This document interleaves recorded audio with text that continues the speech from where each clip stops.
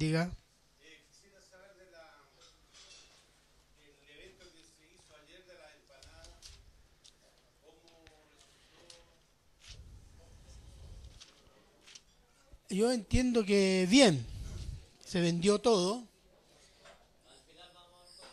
ya, en un plazo, en corto tiempo, y como dijo el hermano al final, va a haber un rendimiento. Gracias, hermana.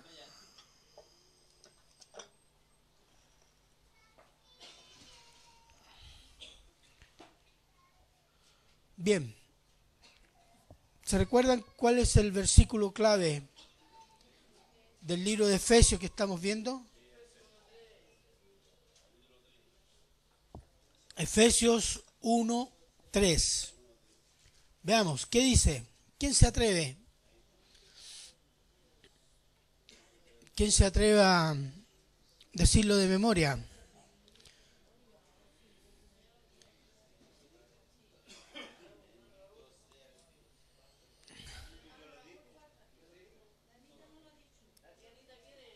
Ya.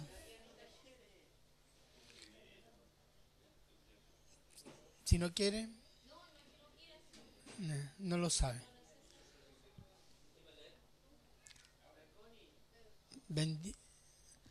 Efesios 1:3. ¿No hay nadie? Ya, vamos a leerlo todos. Para, para recordar. 1, 2, 3. Dice así: bendito sea el Dios y Padre de nuestro Señor Jesucristo, que nos bendijo con toda bendición espiritual en los lugares celestiales en Cristo. Estamos completos en Cristo. Eso es lo que venimos diciendo hace varios domingos, estudiando el libro de Efesios. ¿Qué nos dio el Señor? Y le voy a mencionar solo algunas cosas del capítulo 1. Primero, Dios nos escogió para ser santos delante de Él. Y nos escogió en amor y según su propia voluntad. Nos perdonó, nos santificó, nos va a glorificar, nos selló con su Espíritu Santo. Estamos completos en Cristo Jesús. La pregunta es, ¿merecíamos ser escogidos? ¿Teníamos algo de bueno el cual el Señor podría decir, no voy a salvar por ese poquito de bueno que tiene? No. Nada bueno hay en nosotros y había en nosotros. Él nos escogió según su voluntad. Él hizo todo según su voluntad. Él es soberano. Él crea, Él elige, Él planifica, Él guía, sostiene su creación sin consultarle a hombre. El libro de Efesios, y se ve en todo el capítulo 1, es un clamor, un canto a la soberanía de Dios. Nada hizo el hombre para merecer ser bendecido con toda bendición espiritual en los lugares celestiales en Cristo Jesús. Ni al principio del libro, ni al final dice el hombre merecía esto o se ganó esto. Nada. Todo es por el afecto y la voluntad de Dios. Eso habla de la soberanía de Dios. Y Dios es soberano porque es Dios. Yo no puedo imaginar un Dios que no es soberano. Porque un Dios que no es soberano significa que es criatura, que depende de alguien. Y si depende de alguien, entonces este mundo ya hace mucho rato sería un caos. No habría salvación. La condenación estaría asegurada. ¿Cierto? Pero como Dios es soberano, por eso es Dios, porque es soberano, Él planifica, Él guía. Él decide cómo, el cuándo y el por qué. Gracias a Dios. Este es un concepto difícil de aceptar a veces, incluso para los creyentes. Que Dios es soberano, Dios decide según su propia voluntad, no lo que hace el hombre, o no cómo reacciona el ser humano. En ese entendido de que Dios es soberano, ¿por qué es soberano? ¿Porque es caprichoso? No, porque es Dios. Porque si no fuera soberano, no sería Dios. Y eso tenemos que entenderlo y agradecerlo. Dios hizo toda la creación. Y al último, ¿quién hizo? Ahí vamos a poner ¿a quién? Al hombre. Y después hizo la mujer. Fue la última cosa que se creó.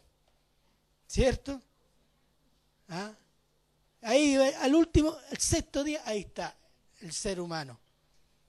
Y a veces nosotros creemos que Dios depende de nosotros. Oramos, giramos, pensamos, vivimos y actuamos como si Dios tuviera que darnos la gracia. Como si Dios en algo dependiera de nosotros. Como si Dios tuviera que agradecernos algo. Y es todo lo contrario. Cuando decimos que tenemos toda bendición espiritual, es porque nos ha sido regalada por la soberana voluntad de Dios. Eso debería llevarnos a un corazón lleno de gratitud. Y lo que vimos la semana pasada, el crecer, ¿a qué medida? A la medida de Cristo. Hablamos del carácter de Cristo. Pusimos un ejemplo de un misionero, Hudson Taylor. No vamos a repetir la historia. Como un periodista, después de más de 100 años, descubre, investigando sobre este misionero, descubre a Cristo. Y él se convierte de comunista a pastor. No es el primero en todo caso. Amén.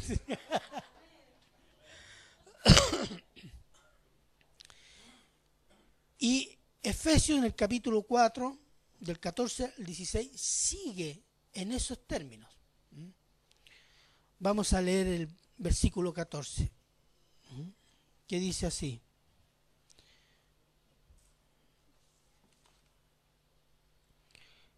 Dice, para que ya no seamos niños fluctuantes llevados por doquiera de todo viento de doctrina, por estratagema de hombres que para engañar emplean con astucia las artimañas del error. Vamos a orar.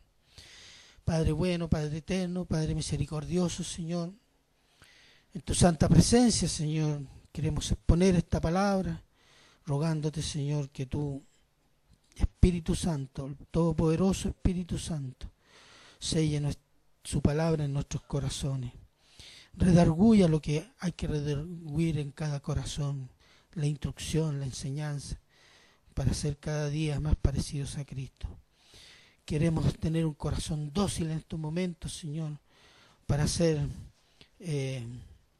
amoldados a tu palabra, Señor. Queremos darte las gracias, Señor, por este regalo que es tu palabra, santa palabra, Señor. Te lo agradecemos en el nombre de Cristo Jesús. Amén. Bien.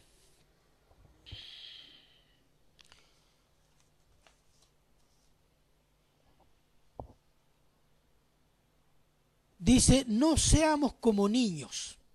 Hay una palabra en griego que se traduce como niños que también significa simples. Ser simple no significa ser sencillo. Y es un sinónimo de no tener ciudad sin muro.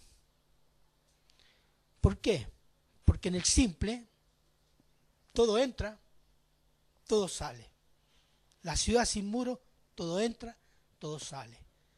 No tiene capacidad de discriminar entre lo bueno y lo malo, entre lo falso y lo verdadero. Todo se lo traga. Y si alguien le dice, no, no es verdad, todo lo bota. Es un simple. Y los niños son así, ¿cierto? Si uno le dice a un niño, mira, yo te voy a regalar la luna, ese niño lo cree. No tiene la capacidad de discernir que eso es imposible. Pero él lo cree a pie juntilla. Y se va a enojar y se va a desilusionar porque no le regalaron la luna. Y se las va a cobrar. Y bien hecho está. ¿Ah? Pero dice, no seamos como niños. ¿Por qué? Que entra cualquier doctrina y después pasa de moda, sale esa doctrina, entra otra doctrina. Mira, el cristianismo en los últimos 40 años ha vivido, el promedio del cristiano ha vivido así. Y solo para mencionar, vientos de doctrina, modas doctrinales, modas teológicas, modas evangélicas. Hemos tenido, pero una lista más o menos, ¿cierto? Solo mencionar, vamos a mencionar, no vamos a meternos ahí porque ya es otra historia, es otra predicación esa. Mire, cantantes de moda. ¿Se acuerdan cuando Marco Witt era la última? Era poco menos que después del Salmo de David y de los salmistas que están, venía Marco Witt. ¿O no? Y en los cultos se cantaban sus canciones, hasta que no se fue a meter con los curas y a adorar a la Virgen María. Pero fue una moda. Y hay varios salmistas. Eso insinúa inspirado. Eso es falso, no son inspirados. ¿Qué otras modas? Televangelistas de moda. Que están llenos de power. ¿Ah? ¿No has escuchado eso? Ese televangelista, ese predicador, puro power nomás. ¿Ah? Como si la predicación de la palabra dependiera del poder del predicador. Y no es la palabra la poderosa. Pero esto se dio mucho. Y ahí están los famosos televangelistas que hacen maravillas y que dicen una palabra. ¿Se acuerda de Jimmy Swaggart? Seguido por millones en el mundo. Palabra poderosa, lleno de power este hombre. Y ahí cayó. Como han caído muchos.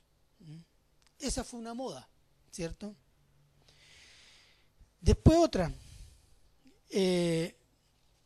otras modas que algunas todavía están presentes. La oración por la autoestima. Yo no sé si la conocieron. Usted tiene que pensar en Cristo.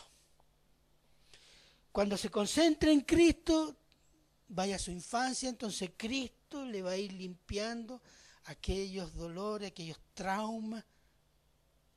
¿Sabe lo que es eso? Eso es brujería. Pasado a través del coladero de la psicología y transformado en oración por la autoestima. Pero estuvo muy de moda. Visualiza, incluso los católicos visualizaban a la Virgen María. El resultado era exactamente igual. Unos a Cristo, otros a la Virgen María, otros San Expedito, etc. El método era el válido. ¿Para qué? Para superar la autoestima, superar los traumas. Estuvo muy de moda. Otra moda, la caída santa. Cuando decía una palabra el predicador, todo el mundo se cae. ¡Oh! Poder del Espíritu Santo. No, si voy a llegar ahí también. ¿Cuál es la otra? La chaqueta santa. Agarrar la chaqueta y todo, al suelo. Ese es el Espíritu Santo. Ese es el amor, la benignidad, dominio propio, que son los frutos del Espíritu. No. Después está el vómito santo. Pastor que no vomitaba en un culto, ese no era culto del Espíritu Santo. Y fue una moda en todo el mundo. La confesión positiva, que todavía existe. La prosperidad, el que es pobre es maldito. Ser rico es ser bendecido. El ecumenismo. Ahora los católicos son hermanos. Con estos hermanos yo prefiero ser guacho. Sinceramente. Porque es falso. Pero es una moda. Pastores que oran por el Papa. La oveja orando por el lobo. En Brasil, iglesias evangélicas que se abrieron a acoger a los jóvenes católicos. Y la Iglesia Católica todavía sigue diciendo, y tiene en sus catecismos, que viene del Concilio de Trento, todo aquel que dice que la salvación es solo por Cristo, sea anatema. Eso no ha cambiado en la Iglesia Católica. Pero tenemos pastores, tenemos evangélicos, babosos detrás del Papa. Esa es la moda. Apóstoles. Tenemos apóstoles y ahora tenemos arcángeles, parece. Se subieron de grado. ¿Quién los subió? El diablo. El diablo da grados como quieren. Es un fraude. El reino hoy. ¿Qué reino? Si esto se está yendo a la ruina, el pecado está creciendo. El reino del diablo está creciendo. Y la otra, Cristo, hombre, pero no Dios. Mire, por lo menos en los últimos 100 años, el cristianismo ha estado entre dos herejías. El circo carismático y el racionalismo altanero, que niega los milagros. Y la Iglesia ha estado luchando durante 100 años contra estas dos herejías. Y estas dos herejías de alguna manera se están unificando. Tienen muchos puntos en común. Incluso más, una socióloga que trabaja para la Iglesia Metodista Norteamericana decía que el 66% de las iglesias evangélicas del mundo, está hablando de América, Sur, Centro, Norteamérica, Europa, Asia y África, el 66% de las iglesias del mundo están bajo la línea de la confesión positiva, la prosperidad. Y eso cubre las mayores iglesias que se conocen en el mundo, sea en América, en Europa o en Asia y África. Del resto no dice nada, pero un estudio que llevó hace muchos años ella tira fuera esta cifra. Bien, dice la palabra en el versículo 14, estratagema. ¿Qué significa? Estrategia engañosa, artimaña, trampa. Por ejemplo, hay una trampa muy común. Cuando dice, hay un versículo en Apocalipsis y se refiere a la iglesia en la Odisea, cuando dice, yo estoy a la puerta. Yo estoy a la puerta. Entonces muchos evangelistas dicen, ve, el Señor está golpeando la puerta, quiere entrar en tu corazón, quiere que seas salvo. Pero resulta que ese versículo no está hablando de eso. Está hablando de una iglesia que tiene afuera a Cristo. Y está golpeando el corazón de alguno a ver si alguno le abre el corazón. ¿Pero lo usan para qué? Para evangelizar. Eso se llama trampa. Buenas intenciones que resultan, pero es trampa. O lo otro, el que persevera se salva. ¿Ve? Persevera y se va a salvar. Y de un plumazo se echa, el 80% de las escrituras se la echa al bolsillo. Donde dice que el justo, por la fe, vivirá. Y lo dice en el Antiguo y en el Nuevo Testamento. Entonces, esa forma de tergiversar las escrituras es trampa. Y como está hablando de la Biblia, está hablando de Dios, ¿qué hacemos nosotros? Tragamos, sin discriminar. Sin ir a la Biblia, ¿será cierto? Que como lo hacían los de Berea, que eran más nobles, ¿por qué? Porque iban a la Escritura, a comprobar lo que el apóstol Pablo decía, que hay... Mire, solo en Santiago Yo he sabido de pastores que cuando los hermanos van a la Escritura a ver si lo que está diciendo el pastor es correcto, se enojan. Pablo se sentía feliz y decía, qué bueno, esos son nobles, porque eso entienden, esos van a meterse en la Escritura. ¿Por qué? Porque no dependen del hombre, dependen de Cristo. Pero el pastor que se enoja porque los hermanos van a ver la Escritura, quiere hacer depender a los hermanos de él. Y él no es Cristo. Tenemos que crecer ¿en qué? En la dependencia de Cristo. Bien. Jeremías 17, 9, 10.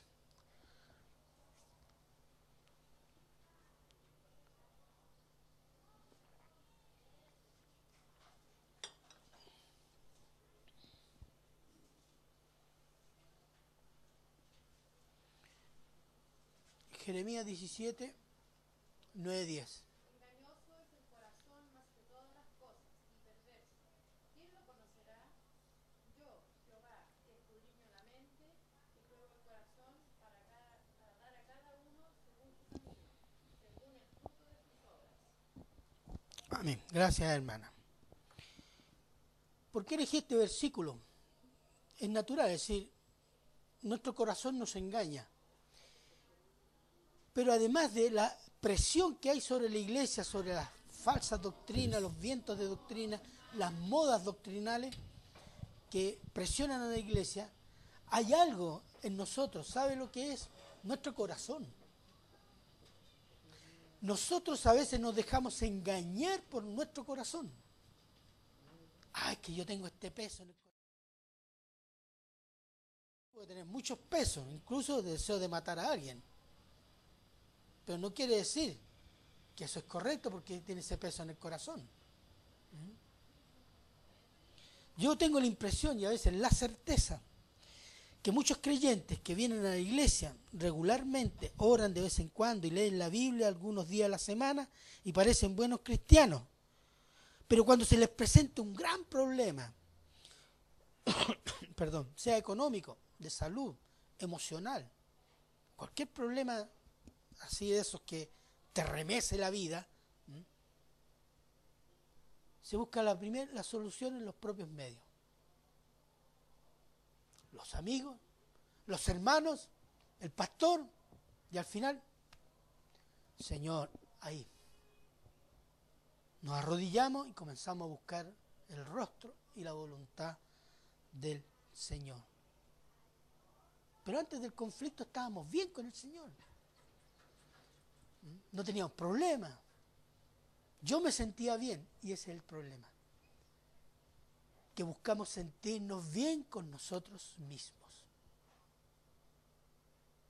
No me siento bien porque estoy agradando a Dios. Aún en lo difícil, yo me siento bien porque estoy agradando a Dios. Tenemos centrado el eje ¿dónde? En yo. Pero el hecho de no poner a Cristo como prioridad en las buenas o en las malas, y sobre todo cuando surge un conflicto importante, nos hace pensar que buscamos más sentirnos bien consigo mismos que priorizar por Cristo. Cristo como centro de mi vida, en el buen tiempo. Cristo como centro de mi vida, momentos de conflicto. Y en el momento de conflicto es que el Señor algo quiere corregirme, algo quiere enseñarme, algo quiere mostrarme. Porque es ahí donde aprendemos, hermano. Nosotros no aprendemos cuando estamos bien. Tendemos a olvidarnos un poquito del Señor y darle gracias de lejos. Pero cuando estamos mal, vamos a la rodilla y ahí oramos. Y ahí el Señor nos dice, mira, esto.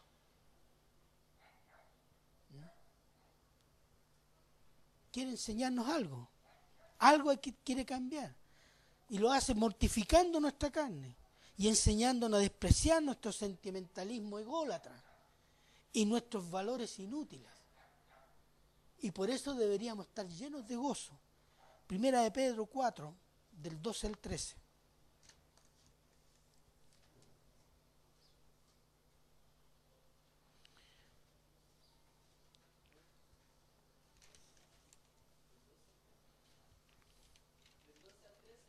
Sí, Amados, no os sorprendáis del fuego que prueba que os ha sobrevenido, como si alguna cosa extraña os aconteciese, sino gozaos por cuanto sois participantes de los padecimientos de Cristo, para que también en la revelación de su gloria os gocéis con gran alegría.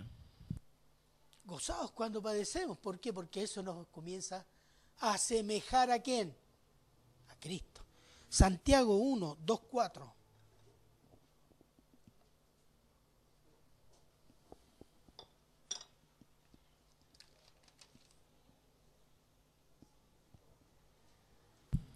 Hermanos míos, tened por sumo gozo cuando os halléis en diversas pruebas, sabiendo que la prueba de vuestra fe produce paciencia.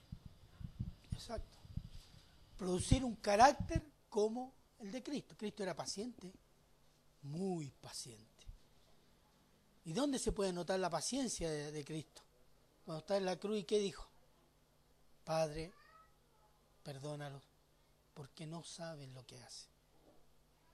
Esa es una expresión de paciencia y de amor inmensa. Hermanos, la salvación es gratis para cada uno de nosotros, pues Cristo pagó al puesto de cada uno de nosotros. Pero la obra de santificación del Espíritu Santo por medio de su palabra es una obra a la cual estamos llamados a negarnos a nosotros mismos, ya que todo lo nuestro es naturaleza pecaminosa que niega y aborrece a Dios. Así que el conflicto es para priorizar por Cristo, negarnos a nosotros mismos con gozo y con dolor. No crecemos porque venimos a la iglesia, es necesario pero no es suficiente. No crecemos porque somos activos en la iglesia, es necesario pero no es suficiente. No crecemos porque sabemos mucha música cristiana, es innecesario a veces. No crecemos porque escuchamos sermones por la radio, puede ser útil, pero no es suficiente. Crecemos porque permitimos a Dios que cada día nos confronte, amoneste, exhorte con su palabra para renovarnos, cambiarnos y transformarnos a la medida de Cristo. ¿Cómo está su relación con Dios? Significa cómo está su relación con su palabra. Si su palabra lo exhorta a cambiar, le llama la atención sobre un pecado, sobre algo que tiene que cambiar, ¿está obedeciendo? ¿O cerramos la Biblia y digamos, Señor, el Señor es muy exagerado? ¿Ah?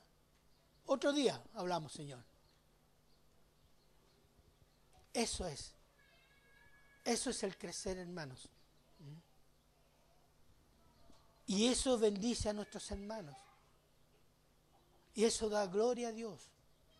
Mire, en el tribunal de Cristo se van a presentar nuestras obras, pero nuestras obras están en relación ¿a qué? Al motivo que hay en el corazón. Si yo mis obras las he hecho para mi vanagloria, se van a quemar, porque son paja, hojarasca, madera.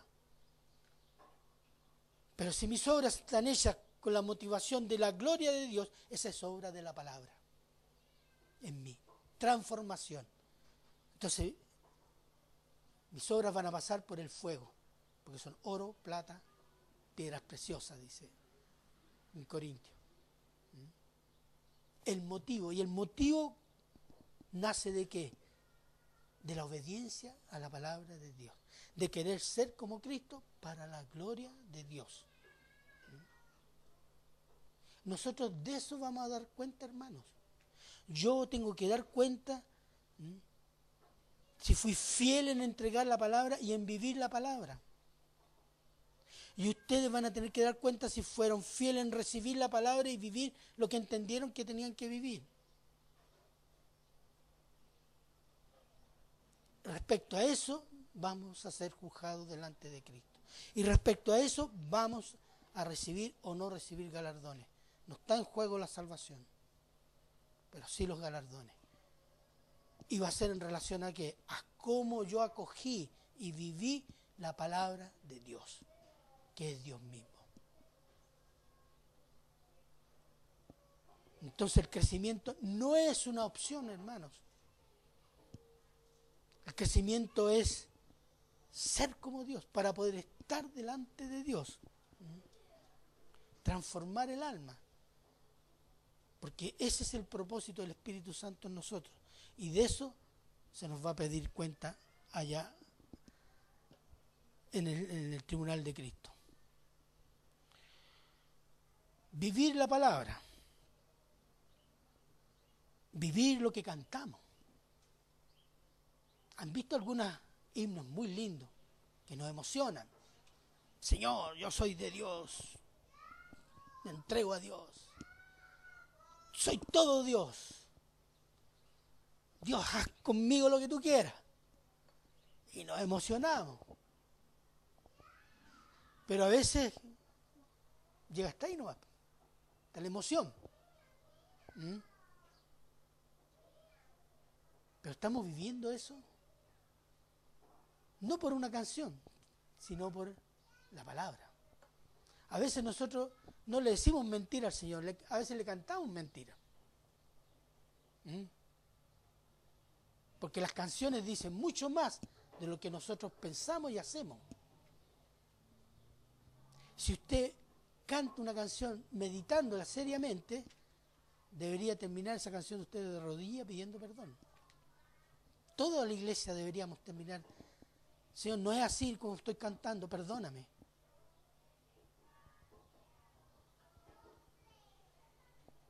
Por eso, el llamado que hace la palabra, dice al final del versículo 14, no seamos niños, crezcamos siguiendo la verdad en amor. Versículo 15. Vamos al versículo 15, ¿qué dice? Sino que siguiendo la verdad en amor, crezcamos en todo en aquel que es la cabeza. Esto es en Cristo. El crecimiento, el parámetro del crecimiento es el carácter, la figura de nuestro Señor Jesucristo. Permiso.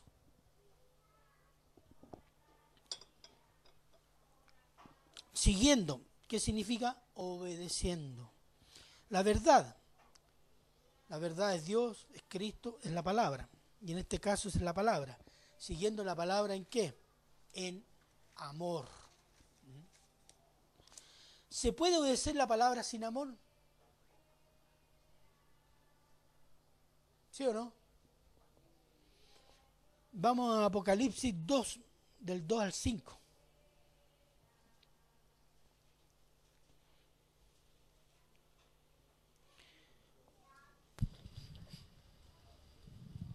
Ya, hermana. Yo conozco tus obras y tu arduo trabajo y paciencia, y que no puedes soportar a los malos, y has probado lo que se dicen ser apóstoles y no lo son, y los has hallado mentirosos. Y has sufrido y has tenido paciencia y has trabajado arduamente por amor de mi nombre y no has desmayado. Pero tengo contra ti que has dejado tu primer amor. Esta es una iglesia bíblica. Y el Señor no tiene nada que decir de eso. Con la palabra tú desnudaste a los que se decían falsos apóstoles. Has trabajado, eres trabajador, fiel a la palabra. Pero dejaste el primer amor. ¿Cuál es el primer amor? Cristo.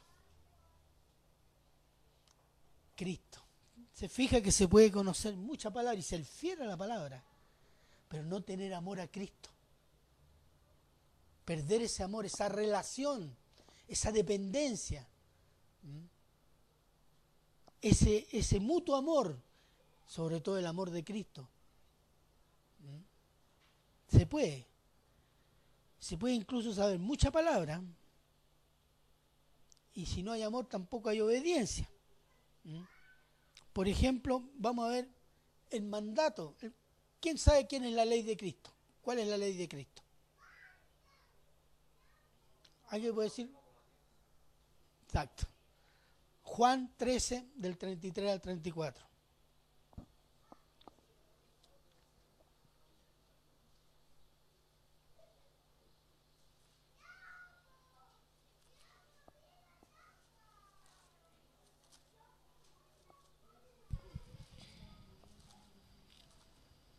Hijitos, aún estaré con vosotros un poco. Me buscaréis, pero como dije a los judíos, donde yo voy, vosotros no podéis ir. Un mandamiento nuevo os doy, que os améis unos con otros, como yo os he amado, que también os améis unos con otros.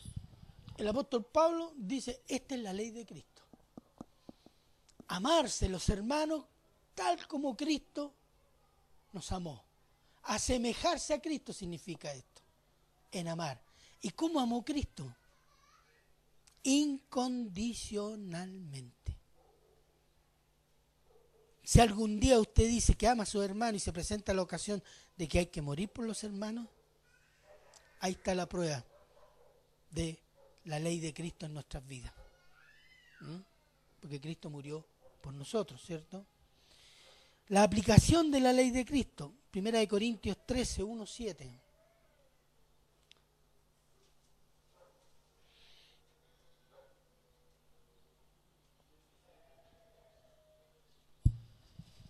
¿1:7? Sí. Si yo hablase lenguas humanas y angélicas, y no tengo amor, vengo a ser como metal que resuena o címbalo que retiñe. Y si tuviese profecía, y entendiese todos los misterios y toda la ciencia, y si tuviese toda la fe de tal manera que trasladase los montes, y no tengo amor, nada soy. Y si repartiese todos mis bienes para dar de comer a los pobres, y si entregase mi cuerpo para ser quemado, y no tengo amor, de nada me sirve. El amor es sufrido, es benigno, el amor no tiene envidia, el amor no es jactancioso, no se envanece. No hace nada indebido, no busca lo suyo, no se irrita, no guarda rencor, no se goza de la injusticia, mas se goza de la verdad.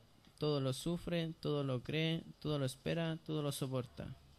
Ese es el amor de Cristo. Ese es el amor de Cristo.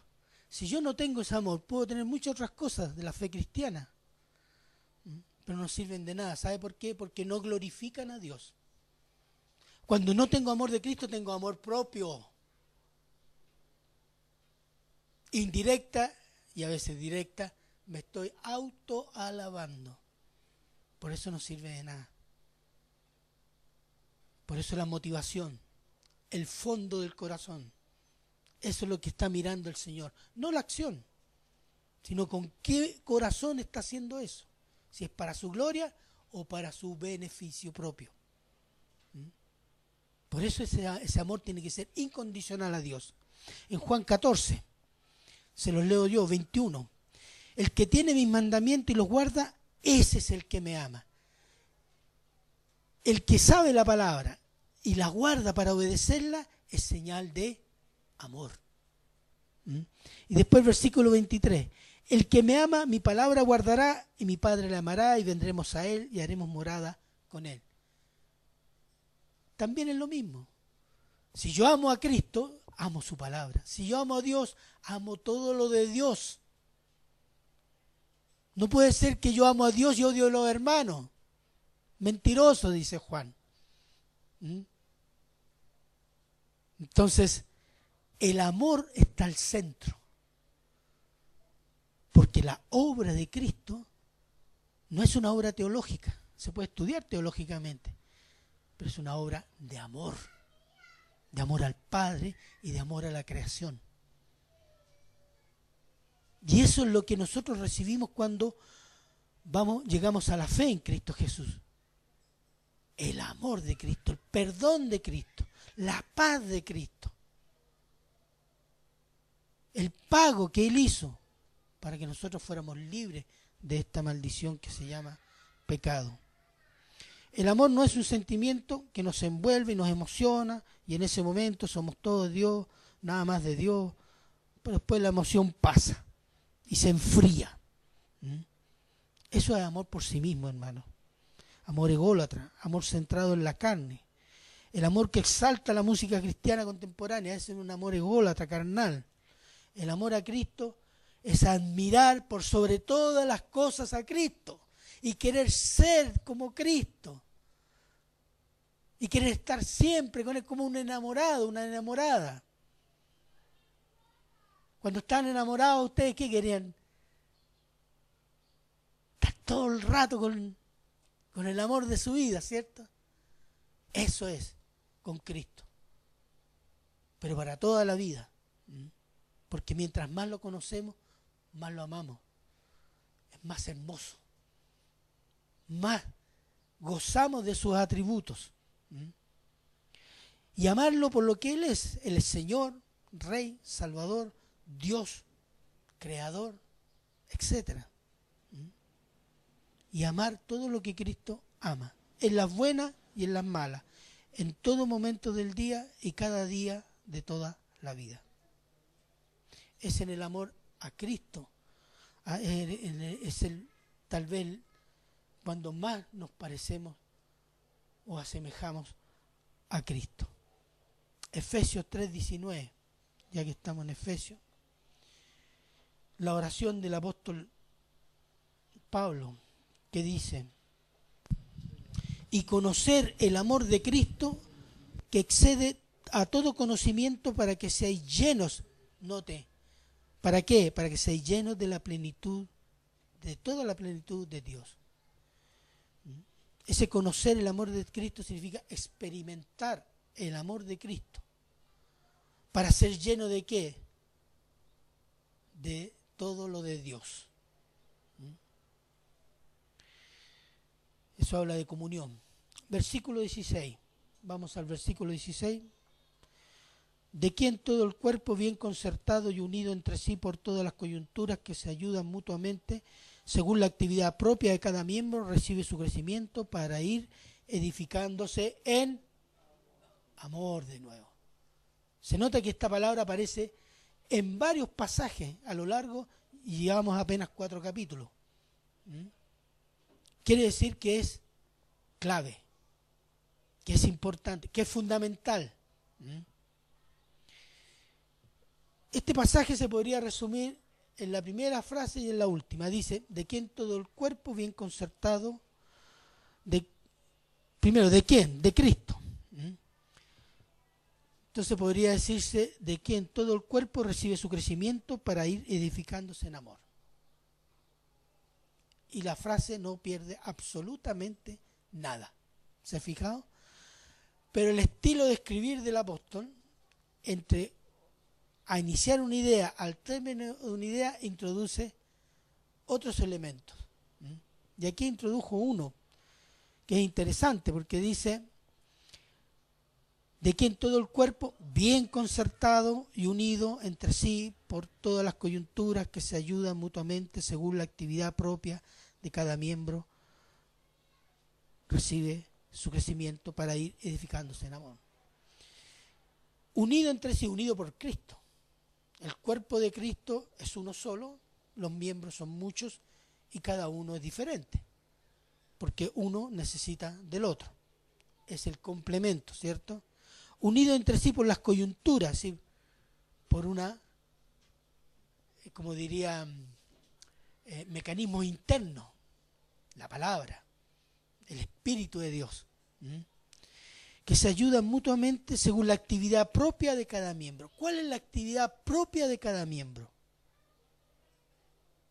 ¿Qué piensan ustedes que hemos hablado de este tema? La actividad propia de cada miembro. ¿Son todos profetas? ¿Son todos maestros? ¿Son todos don de misericordia? No. La actividad propia es el don propio que el Señor, por medio del Espíritu Santo, ha entregado a cada cristiano cuando llegó a la fe en Cristo.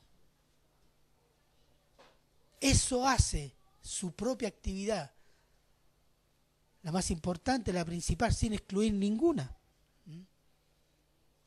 Y eso hace de una iglesia sana, una iglesia unida, una iglesia que crece.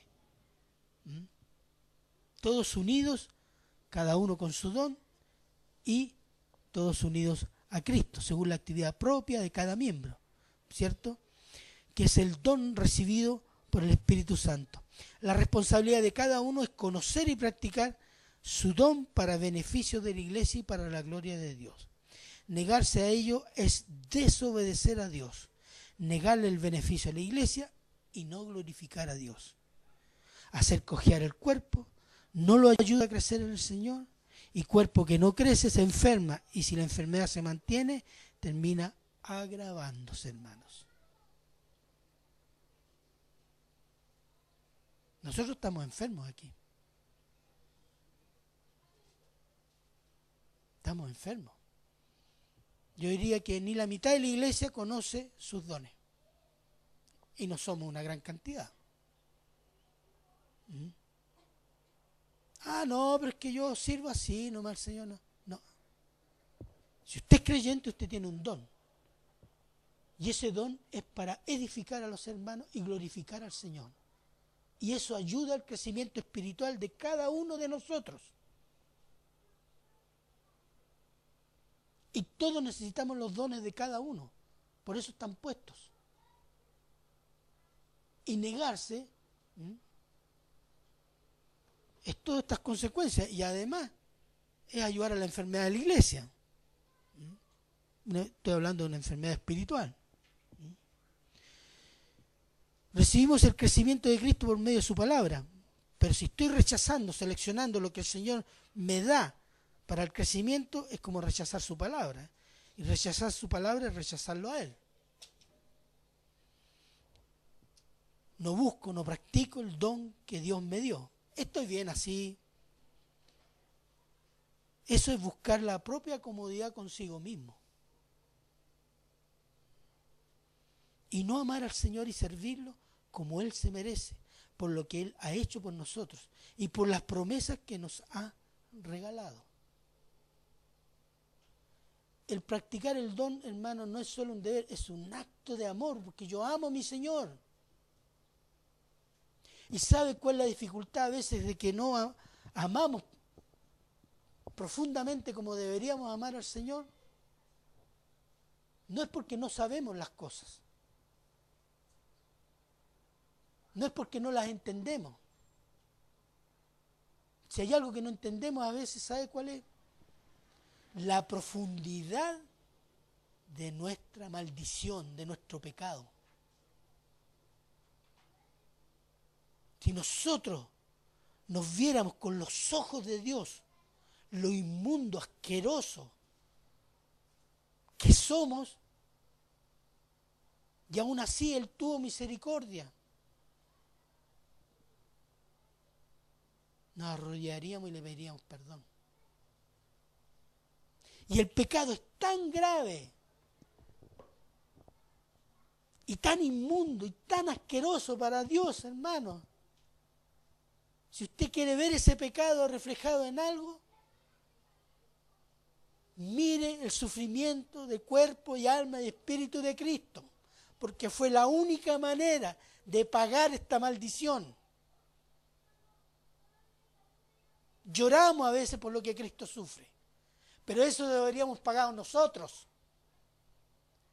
porque así de grande, profundo y hediondo, feo, el pecado del hombre,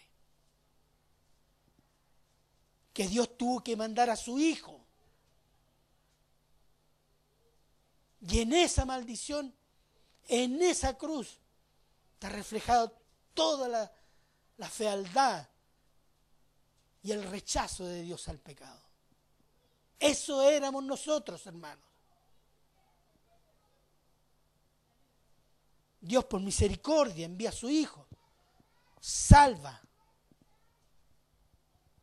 sabiendo quiénes somos. Entender eso nos debería llevar a la rodilla y decir: no tengo con qué pagarte, Señor, soy tuyo completamente. Haz conmigo lo que a ti bien te pareciere, como dice. Porque yo solo no podía salir de eso. Y si me hubiera condenado, Dios seguía siendo justo, santo y misericordioso y bueno. Pero Él decidió salvar a algunos. Entender esa profundidad del pecado y la gran obra de salvación el amor de Cristo, el amor de Dios en Cristo Jesús, solo ese entendimiento debería llevarnos a amar al Señor con toda nuestra fuerza. Entendiendo de lo que nos libró. ¿Y lo hizo por qué? ¿Porque merecíamos algo? Nada. Solo la condenación, justa. Pero Él nos quiso salvar. Entonces, ese es el amor de Cristo que dice en la cruz: Padre, perdona a los que no saben lo que hacen. Pero ahora nosotros sabemos, entendemos, porque nos ha sido revelado. ¿Cierto? Y no estamos viviendo para sentirnos bien nosotros, sino para servir al Señor, para que Él sea glorificado. Porque ahí está nuestra bendición. Pasémosla como la pasemos. Siempre nuestra bendición va a estar en eso, en que Él sea glorificado. Ese es nuestro crecimiento, hermano. Nuestro crecimiento no es solo saber más de Biblia. Es necesario, pero no es suficiente. Nuestro crecimiento es parecernos, amar como Cristo nos amó. La ley de Cristo. Amaos los unos a los otros como yo los he amado, con toda la vida. El Señor no se ahorró nada. Y Él dice: ámense así como yo los amo. Eso nos asemeja a Cristo. Entonces, hermanos, crezcamos en la verdad, su palabra, en el amor inmenso de Cristo, que está revelado en su obra, en la cruz. ¿Para qué? Para la gloria de nuestro amado y buen Dios. Oremos. Padre eterno, Padre misericordioso, Señor, gracias, Señor, por tu exhortación. Gracias, Señor, por tu inmensa obra, Señor. Cada día que leo tu palabra, veo qué obra tan grandiosa, Señor. Qué obra tan maravillosa, Señor. Yo te alabo y te glorifico, Señor. Tu palabra ha sido predicada. Que el Espíritu Santo la selle en los corazones de cada uno de los que la escuchamos en presencia y por radio y por televisión, Señor. Que tu santa palabra corra en los corazones y tu nombre sea glorificado. Yo te doy gracias, Señor, por este inmenso regalo. Te lo agradecemos en el nombre de Cristo Jesús. Amén.